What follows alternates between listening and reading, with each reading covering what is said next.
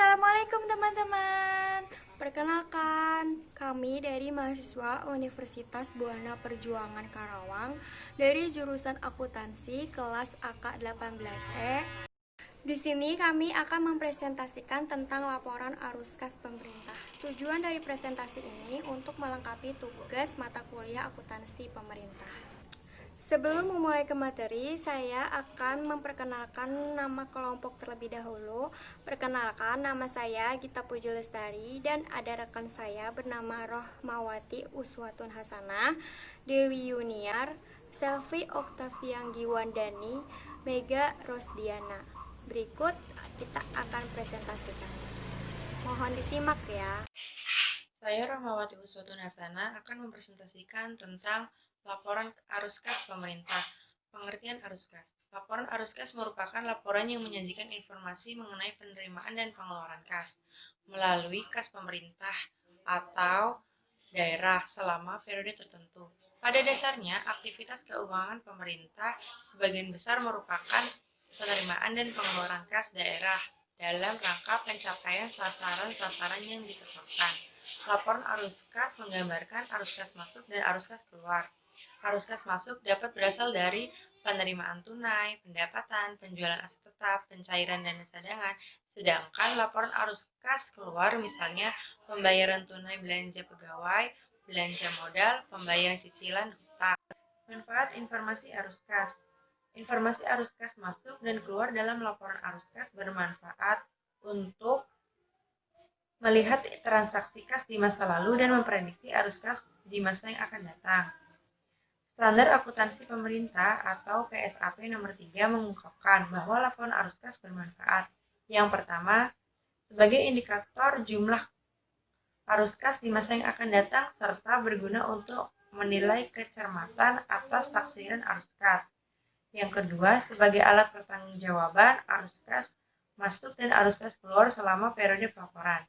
Yang ketiga, memberi informasi yang bermanfaat bagi para pengguna laporan dalam mengevaluasi perubahan kekayaan, bersih atau ekuitas dana suatu entitas laporan dan struktur keuangan pemerintah. Realisasi arus kas dapat dijadikan sebagai indikator arus kas di masa yang akan datang. Kejadian yang akan datang dapat diperkirakan dari realisasi yang terjadi saat ini. Tujuan dan ruang lingkup. Berdasarkan Peraturan Pemerintah Nomor 17 Tahun 2010 tentang Standar Akuntansi Pemerintah terkait tentang tujuan laporan arus kas, yaitu yang pertama, tujuan pernyataan standar laporan arus kas adalah mengatur penyajian laporan arus kas yang memberi informasi historis mengenai perubahan kas dan setara kas suatu entitas laporan dengan mengklasifikasikan arus kas berdasarkan aktivitas operasi, investasi, pendanaan, dan transitoris selama satu periode akuntansi.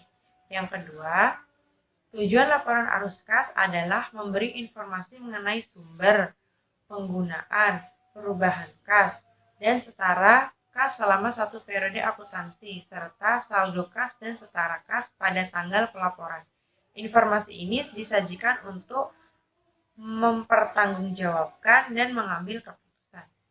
Kas dan setara kas. Kas dan setara kas harus disajikan dalam laporan arus kas.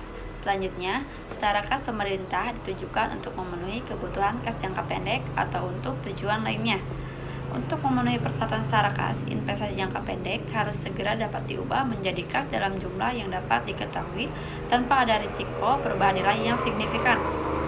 Oleh karena itu, suatu investasi disebut setara kas kalau investasi dimaksud mempunyai masa jatuh tempo 3 bulan atau kurang, mutasi antar pos-pos kas, dan setara kas tidak diinformasikan dalam laporan keuangan karena kegiatan tersebut merupakan dari bagian manajemen kas dan bukan merupakan bagian aktivitas operasi, investasi, pendanaan, dan transitoris.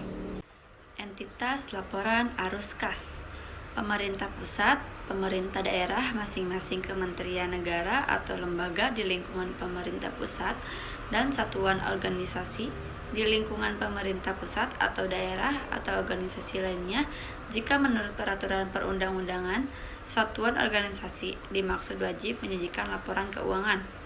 Entitas pelaporan yang wajib menyusun dan menyajikan laporan arus kas adalah unit organisasi yang mempunyai tugas perbendaharaan umum. Unit organisasi yang mempunyai fungsi perbendaharaan umum adalah unit yang ditetapkan sebagai bendaharawan umum, negara atau daerah, dan atau kuasa bendaharawan umum negara atau daerah. Penyajian laporan arus kas. Laporan arus kas adalah bagian dari laporan finansial yang menyajikan laporan informasi penerimaan dan pengeluaran kas selama periode tertentu yang diklasifikasikan berdasarkan aktivitas operasi, investasi, pendanaan, dan transitoris. Klasifikasi arus kas menurut aktivitas operasi, investasi, pendanaan, dan transitoris memberikan informasi yang memungkinkan para pengguna laporan untuk menilai pengaruh dari aktivitas tersebut dari posisi kas dan setara kas pemerintah. Informasi tersebut juga dapat digunakan untuk mengevaluasi hubungan antara aktivitas operasi, investasi, pendanaan, dan transitoris. Jenis aktivitas dalam laporan arus. Adapun jenis-jenis aktivitas dalam laporan arus kas adalah sebagai berikut. Yang pertama yaitu aktivitas operasi adalah aktivitas penerimaan dan pengeluaran kas yang ditunjukkan untuk kegiatan operasional pemerintah selama satu periode akuntansi. Yang kedua yaitu aktivitas investasi adalah aktivitas penerimaan dan pengeluaran kas yang ditujukan untuk perolehan dan pelepasan aset tetap, serta investasi lainnya yang tidak termasuk dalam setara kas.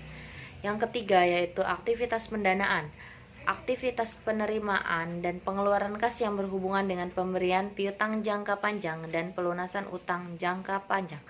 Yang keempat yaitu aktivitas transitor adalah aktivitas penerimaan dan pengeluaran kas yang tidak termasuk dalam operasi, investasi, dan pendanaan. Selanjutnya yaitu pelaporan arus kas dari operasi, investasi, pendanaan, dan transitoris. Entitas pelaporan dapat menyajikan arus kas dari aktivitas operasi dengan cara yang pertama, metode langsung, yaitu metode mengungkapkan pengelompokan utama penerimaan dan pengeluaran kas bruto. Yang kedua yaitu metode tidak langsung. Namun, dalam hal ini, lebih banyak menguntungkan menggunakan metode langsung. Karena, yang pertama, bisa menyediakan informasi yang lebih baik untuk mengestimasikan arus kas dari masa yang akan datang. Yang kedua, lebih mudah dipahami oleh pengguna laporan. Dan yang ketiga, data tentang kelompok penerimaan dan pengeluaran kas bruto dapat langsung diperoleh dari catatan akuntansi. Selanjutnya akan dilanjutkan oleh teman saya. Selanjutnya, pelaporan arus kas atas dasar arus kas bersih. Arus kas yang timbul dari aktivitas operasi dapat dilaporkan atas dasar arus kas bersih dalam hal yang pertama, penerimaan dan pengeluaran kas untuk kepentingan penerima manfaat. Arus kas tersebut lebih mencerminkan aktivitas pihak lain daripada aktivitas pemerintah. Salah satu contohnya adalah hasil kerjasama operasional. Yang kedua, penerimaan dan pengeluaran kas untuk transaksi-transaksi yang perputarannya cepat, volume transaksinya banyak, dan jangka waktunya singkat. Selanjutnya, arus kas mata uang asing. Arus kas yang timbul dari transaksi mata uang asing harus dibukukan dengan menggunakan mata uang rupiah dengan menjabarkan mata uang asing tersebut ke dalam mata uang rupiah berdasarkan pada tanggal transaksi. Arus kas yang timbul dari entitas pelaporan di luar negeri harus dijabarkan ke dalam mata uang rupiah berdasarkan kurs pada tanggal transaksi. Keuntungan dan kerugian yang belum direalisasikan akibat kurs mata uang asing tidak akan mempengaruhi arus kas. Selanjutnya, bunga dan bagian laba. Arus kas dari transaksi penerimaan pendapatan bunga dan pengeluaran beban untuk pembayaran bunga pinjaman, serta penerimaan pendapatan dari bagian laba perusahaan negara atau daerah harus diungkapkan secara terpisah. Jumlah penerimaan pendapatan bunga yang dilaporkan dalam arus kas aktivitas operasi adalah jumlah kas yang benar-benar diterima dari pendapatan bunga pada periode akuntansi yang bersangkutan. Dan saya sendiri akan presentasi tentang perolehan dan pelepasan investasi pemerintah dalam perusahaan negara atau daerah atau kemitraan dan unit operasi lainnya.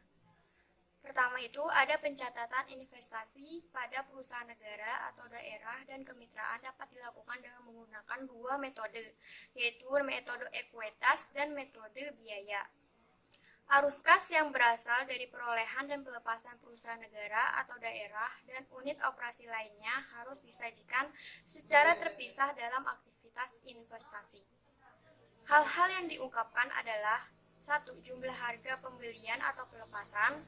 Yang kedua, bagian dari harga pembelian atau pelepasan yang dibayarkan dengan kas atau setara kas. Yang ketiga, jumlah kas dan setara kas pada perusahaan negara atau daerah dan unit operasi lainnya yang diperoleh atau dilepas. Yang keempat, jumlah aset dan utang selain kas dan setara kas yang diakui oleh perusahaan negara atau daerah dan unit operasi lainnya yang diperoleh atau dilepas. Selanjutnya yaitu transaksi operasi, investasi, dan pendanaan yang tidak mengakibatkan penerimaan dan pengeluaran kas dan setara kas dilaporkan dalam laporan arus kas. Transaksi tersebut harus diungkapkan dalam catatan atas laporan keuangan. Pengecualian transaksi bukan kas dari laporan arus kas karena transaksi bukan kas tersebut tidak mempengaruhi kas periode yang bersangkutan. Oke teman-teman, presentasi sudah dilakukan. Cukup sekian dari kelompok kami. Mohon maaf bila ada kekurangan dan jika ada pertanyaan kita diskusikan di BOC ya teman-teman. Ditunggu.